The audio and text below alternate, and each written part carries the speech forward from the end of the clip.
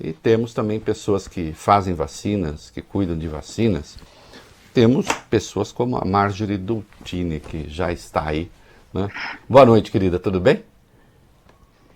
Boa noite, Reinaldo. Tudo bem, e você? Eu chamo de querida porque conheço desde os 16 anos. Olha, era desse tamanho assim.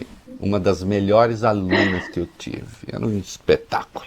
Né? E a moça agora é a diretora médica da Pfizer. O Reinaldo está querendo falar, nossa, foi minha aluna. É evidente que não é porque foi minha aluna, mas ué, se eu fui professor, eu conto. Todo orgulhoso, né? É isso. Mas claro que contribuiu para a minha formação. Professora é professora, uma das coisas mais importantes que a gente tem na vida. Aí, pronto, aí, vocês que estão aí. A turma do dor de cotovelo, pronto. É ela que falou. Sim. Marja, desculpa a brincadeira. Em primeiro lugar, Imagina. eu sei que você pertence ao grupo, parabéns. Chegaram primeiro a comprovação da fase 3, da eficiência da fase 3 da vacina, da BioNTech Pfizer, Pfizer-BioNTech. E nós agora temos uma curiosidade, ou várias. Saiu um comunicado da Pfizer dizendo que já há o pedido, né, de registro portanto, de autorização de aplicação da vacina. Estados Unidos, Austrália, Canadá, União Europeia, Reino Unido e o Brasil. Marjorie, já se apresentou o pedido à Anvisa, como é que está isso? Bom, de novo, boa noite, Reinaldo. Um prazer estar aqui com vocês. Nós ainda não temos a data exata estabelecida para submissão à Anvisa, mas nós já estamos nos preparando para isso. Nós estamos em contato com a agência já há alguns meses e para entender, estabelecer qual será o melhor processo de submissão. Uma vez que no Brasil, acho que é importante salientar que não está previsto em legislação um mecanismo de uso emergencial, diferente de outras agências ou diferente da FDA. E então nós vamos, claro, fornecer todos os dados de eficácia, segurança e também de qualidade de fabricação que são necessários para o pedido de aprovação do registro no país. Então, a aprovação, claro, vai depender do quanto esses dados serão considerados aceitáveis pela Anvisa. Mas nós já estamos nos preparando para fazer essa submissão. Muito bem, quer dizer que nós não temos aqui nenhum dispositivo para a vacinação emergencial. Esse mecanismo de uso emergencial, conforme com esse nome, nós não temos. O que nós Tá. sabemos é que a Anvisa, há alguns meses, ela divulgou uma nota para todas as empresas que tinham interesse em registro de produtos para combate à Covid-19, o que eles chamam de submissão contínua, que Tá. em inglês chama Rolling Submission, que outros países também têm. E isso a Anvisa divulgou e as empresas estão trabalhando com essa possibilidade. Mas claro que o diálogo aberto com a agência é muito importante para a gente entender exatamente como isso é feito, é uma novidade, isso não existia antes da pandemia, então é um mecanismo que foi estabelecido durante a pandemia, mas a Anvisa tem sido muito aberta, esse diálogo tem sido muito aberto, transparente e tem ajudado muito as empresas para se preparar para esse momento que nós chegamos agora. Maravilha. Alexandre Bentivoglio, o nosso Voglio Bene. Qual é a sua curiosidade, Voglio Bene? Tenho muitas. Doutora Marjorie, primeiro, boa noite. O comunicado da Pfizer afirma ainda que serão produzidas em todo o planeta 50 milhões de doses nesse ano, 1 bilhão e 300 milhões de doses no ano que vem. Diz também que a população de alto risco nos Estados Unidos começa a ser vacinada ainda nesse ano, como queria o presidente Donald Trump. E no Brasil, doutora Marjorie, quando a senhora acredita que a vacina da Pfizer e da BioNTech começa a ser aplicada? Pergunta de $1 milhão. Obrigada, Alexandre, pela pergunta. Boa noite. A Pfizer fez uma proposta para o governo brasileiro, em linha com acordos que nós já temos fechados com vários outros países, inclusive países na América Latina, como Peru, Chile, Costa Rica, países que já estabeleceram esses acordos e com o Brasil, esse acordo, essa proposta feita permitiria vacinar alguns milhões de brasileiros no primeiro semestre ou até no primeiro trimestre de 2021. Mas isso depende dessa negociação. E a empresa está trabalhando aí, claro, com o presidente da Pfizer Brasil, as áreas comerciais, trabalhando com essa proposta, junto com áreas jurídicas, e esse diálogo está avançando. E que nós temos otimismo de que a gente vai conseguir chegar a um acordo, porque, claro, isso é a premissa básica, quer dizer, depois da aprovação da Anvisa, que é o primeiro passo, porque sem a aprovação da Anvisa nada é possível, mas logo após a aprovação da Anvisa, é importante que esse acordo seja feito, para que a gente possa, então, fornecer a vacina no Brasil. Então, todos esses países citados, até a última informação, são 30 países que já têm acordos com a empresa de fornecimento.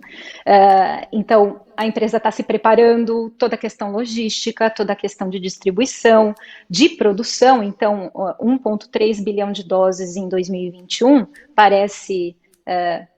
pode parecer muito por um lado, mas não é. Nós estamos pensando no mundo, né? Então, primeiro, todas as vacinas, nós torcemos para que todas as vacinas funcionem e que a produção possa ser suficiente para atender a necessidade mundial. Mas esse planejamento é super importante, né? Porque para as empresas, a Pfizer, uma delas, poderem organizar essa distribuição é extremamente importante. E tem uma coisa que eu preciso dar um furo aqui em primeira mão, que é uma cláusula secreta desse acordo com o Brasil, que é os professores da Marjorie recebem vacina antes. Isso está lá escrito. E quem trabalha com o professor? Não, aí não. Aí não, porque aí assim, mas como eu não vou estar passando doença mesmo pra ninguém, entendeu? Então aí vocês que se virem. Ai, Reinaldo. Você me coloca numa situação. Não, porque tem gente que acredita, né? Tá vendo aí, ó? Tá vendo? Privilegiado, é. Ô, Japa, já que você entrou aí, Bob Essa Furuia, decisão, Bob Reinaldo, Furuia. vai depender do Programa Nacional de Imunização, não vai depender de mim, viu, professor? Ô, presidente da Pfizer do Brasil, por favor, né? Faça o merchan de graça aqui depois de pisar.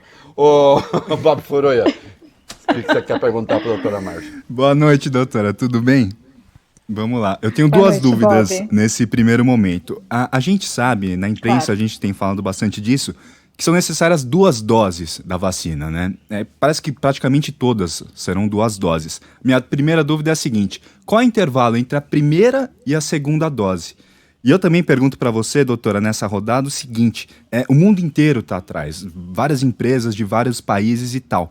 É correto supor que não há capacidade mundial para produzir quase 16 bilhões de doses tão cedo em caso de uma vacinação universal? É um pouco na linha do que eu comentei há alguns minutos, né, Bob? É importante que todos esses desenvolvimentos deem certo.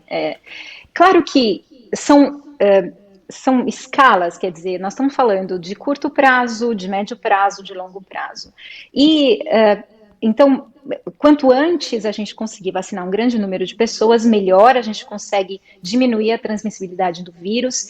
E também tem o efeito da vacinação comunitária, que significa as pessoas, mesmo que não tenham sido vacinadas, se você tem uma grande parcela da população vacinada, diminui tanto a circulação do vírus que você passa a ter de uma pandemia, uma epidemia, e aí você pode ter uma endemia, quer dizer, ou algo que seja sazonal. Então, toda vacinação é importante, mesmo que nesse momento não seja em quantidade suficiente para o mundo inteiro. Mas, de novo, é importante que todas deem certo. Nós realmente torcemos e tem muitas com grande capacidade de serem eficazes e serem seguras, e isso é o que todos têm que torcer e a ciência está caminhando para isso. Esperamos que realmente dê certo. E aí, voltando, você fez uma pergunta. O intervalo antes, entre uma dose desculpa. e outra, doutora. O intervalo. Isso, entre uma dose e outra. Então, vamos lá. A eficácia da vacina que foi anunciada, de 95%, anteontem, né, que foi anunciada, ela aconteceu já 7 dias após a segunda dose, ou 28 dias após a primeira dose. Então, nós estamos falando de intervalo de 21 dias entre a primeira e a segunda dose, com uma imunização de 95% após 28 dias da primeira ou 7 dias da segunda dose. Muito bom. Me informa o Dr. Marcelo Bronstein, que está ouvindo o programa, que a vacina da Janssen é dose única que está sendo desenvolvida. Dose única. Ter a Sim, informação fase 3, exatamente. precisa aqui, né? É a única até o momento isso mesmo, é a única até o Isso. momento que está sendo estudada em dose única. Muito bom. A vacina da Pfizer é testada aqui na Bahia e em São Paulo. Existe alguma coisa prevista de produção da vacina no Brasil ou por enquanto nada? Não, Reinaldo, por enquanto não. A empresa, a Pfizer, as duas, né? A Pfizer e a BioNTech tomaram uma decisão com base na urgência e na rapidez que se precisava produzir a quantidade estabelecida, aqui buscamos ter até o final do ano 50 milhões e 1,3 bilhão ano que vem, e para assegurar que, sendo uma nova tecnologia, a gente conseguiria ter um controle de qualidade melhor. Então, o fato de ser uma tecnologia nova e a rapidez que demanda a própria situação da pandemia fez com que as empresas tomassem a decisão de, nesse momento, concentrar a produção nas nossas próprias plantas. Então, são 5 fábricas 100% dedicadas para a produção das vacinas. Mas isso é nesse momento, né? É momento de urgência, e nós consideramos que era melhor, mais estratégico para controle da qualidade que a gente ficasse então com a produção nas nossas fábricas. Mas isso pode mudar, acho que no médio prazo isso deve voltar à discussão. Eu sou pobre, mas eu tenho alguns amigos bilionários. Ô, gente, vamos juntar aí, vamos fazer um negócio aí, uma coisa aqui no Brasil, né? Para fazer essa vacina logo aí, ó. Manda depois o telefone da doutora Marjorie. Ô, Alexandre, você está com alguma dúvida? Sim. Doutora Marjorie, o comunicado da Pfizer aponta que a vacina tem que ser transportada em condições bastante específicas, né?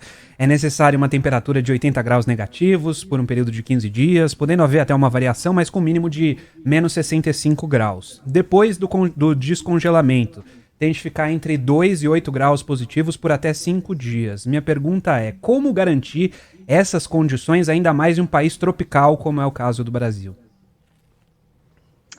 Alexandre, isso tem sido uma pergunta bastante frequente, inclusive nos nossos diálogos com o Ministério da Saúde, esse ponto tem sido bastante discutido. Claro que é um ponto de atenção, mas eu vou usar uma frase que o nosso presidente da Pfizer Brasil, Carlos Murilo, ele usou, que me parece muito adequada. Que a ciência ela tem avançado não somente no desenvolvimento da vacina, de uma vacina inovadora, mas também na parte logística, armazenamento, distribuição. Essa tecnologia envolvida também nessas áreas. Por que eu estou dizendo isso? Porque a Pfizer tem uma equipe global 100% dedicada para essa logística, para garantir as condições de entrega ao longo de toda a cadeia. Então, desde a hora que sai das nossas 5 fábricas até a hora que chega no ponto de vacinação. Então, esse é um compromisso da empresa. Então, para isso, foi desenvolvida uma embalagem especial, uma caixa, com uma temperatura controlada, fácil de transportar, fácil de manipular, que utiliza o gelo seco para manter essas condições de armazenamento, que vão conseguir, então, manter a vacina a uma temperatura de menos 75 graus centígrados, com uma variação de mais ou menos 15 graus, e essa situação, essa condição de armazenamento, ela é mantida por 15 dias. Depois disso, retirada da caixa, essa vacina pode ficar em temperatura de refrigerador, 2 a 8 graus, por 5 dias. É desafiador, concordo, mas nós estamos confiantes de que essa é uma solução viável. E foi a mesma proposta feita para todos os países. Então, e outros países de clima tropical também tiveram essa preocupação e viram as condições da nossa proposta, dessa caixa, e consideraram aceitável. Então, essa é uma das partes desse diálogo que está acontecendo com o Ministério, mas diria que nós estamos confiantes, sim, de que essa é uma solução viável. A Pfizer tem uma experiência... Oi, desculpa, Reinaldo. Não, pode falar, por favor. Não, era uma bobagem. Não, é uma reflexão que eu acho que a Pfizer ela é uma empresa que tem 68 anos de Brasil, quer dizer, quase 70 anos no país. E no mundo, 150 anos, no mundo, 130 anos de experiência com vacinas. E é uma experiência logística vasta, né? Então, também é um outro ponto importante de se ressaltar quando a gente pensa em soluções apresentadas por uma empresa que tem essa história e essa experiência em logística. Era isso. É que eu tô dizendo que tá tão frio em São Paulo que quase não vai ter nem... Pode retirar da caixa e deixar, não precisa nem botar na geladeira. Eu sei, gente, do aquecimento global, Né? sei de tudo. Estamos aqui no dia 20 de novembro. Detesto frio. Vai ter neve, inclusive, nesse Natal, não sei se você sabe. Impressionante. Eu tô ouvindo falar. Lembra a árvore de Natal com algodãozinho que eu não sabia quando criança porque tinha? Depois eu descobri, então vai ter, esse ano vai ter. Ô Bob, o que você quer saber, Bob, sobre isso? Ô doutora, outras vacinas também estão em desenvolvimento, né? Já estão caminhando para a fase final de testes. A senhora já explicou aqui da outra vez, da outra entrevista que a senhora deu, mas acho que vale relembrar. Qual que é a particularidade, qual que é a diferença da vacina da Pfizer? Sim, Bob, a vacina da Pfizer-BioNTech é uma vacina de RNA mensageiro. Então, é uma vacina que ela carrega instruções para que as células do nosso organismo produzam uma determinada proteína. Então, elas atuam introduzindo nas células do nosso organismo a sequência do RNA mensageiro que tem a receita, né, essas instruções para que as nossas células produzam uma proteína do vírus, aquela tão famosa spike, que é aquela parte do vírus que fica na superfície que dá aquele aspecto de coroa. E se sabe que essa spike, essa proteína, ela é muito imunogênica, ela tem grande capacidade de estimular o nosso sistema imune. Então, a hipótese que agora está se comprovando é que essa proteína ela é produzida pelo nosso organismo, ela é uma proteína que não é nossa, ela tem a característica aí da spike, e aí o nosso organismo vai olhar para essa proteína e vai identificá-la como algo estranho.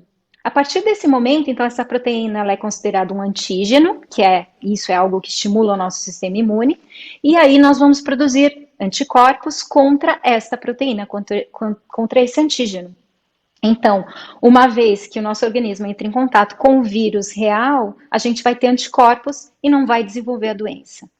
E qual é a grande diferença, além de toda essa tecnologia, dessa receita e desse mecanismo de estimular o nosso próprio organismo a produzir essa proteína, é que isso é feito de forma sintética. Então, RNA mensageiro ele é feito em laboratório, de forma sintética.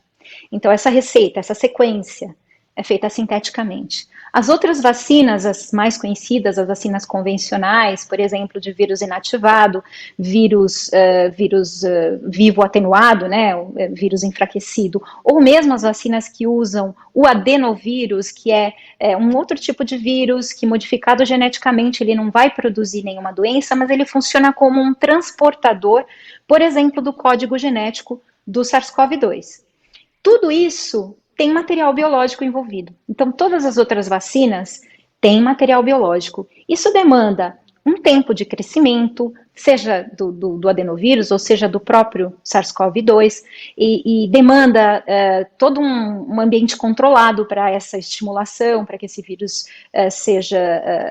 que cresça, que essas cepas cresçam e que consiga, assim, então, produzir a vacina a partir desse material biológico.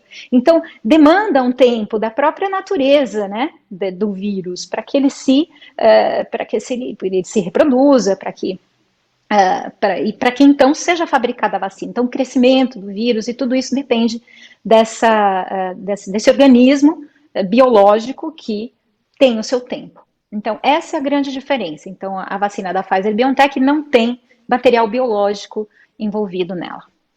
Muito bem. E, Marzi, olha, dá vontade de ficar a noite inteira falando disso aqui, porque a gente vai se enchendo de esperança, assim, né? Tá todo mundo querendo retomar a sua vida, né?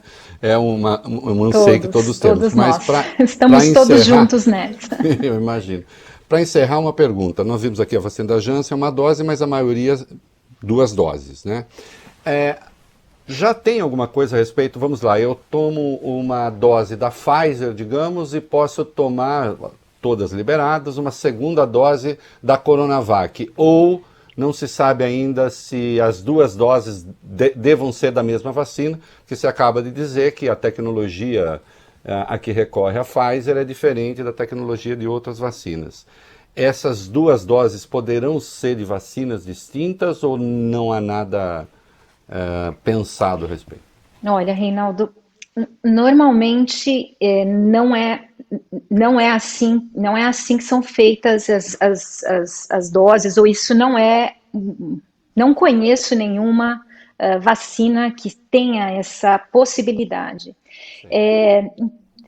Existe uma lógica, né? Quer dizer, a vacina em duas doses significa que é como um medicamento, né? De você, a dose completa ela é feita em duas tomadas, né? Entendi. Então, a vacina, é difícil a gente imaginar que você toma uma vacina que tem um mecanismo de ação, que tem uma forma de atuação numa primeira dose e vai tomar uma outra que vai estimular o teu organismo de uma outra forma.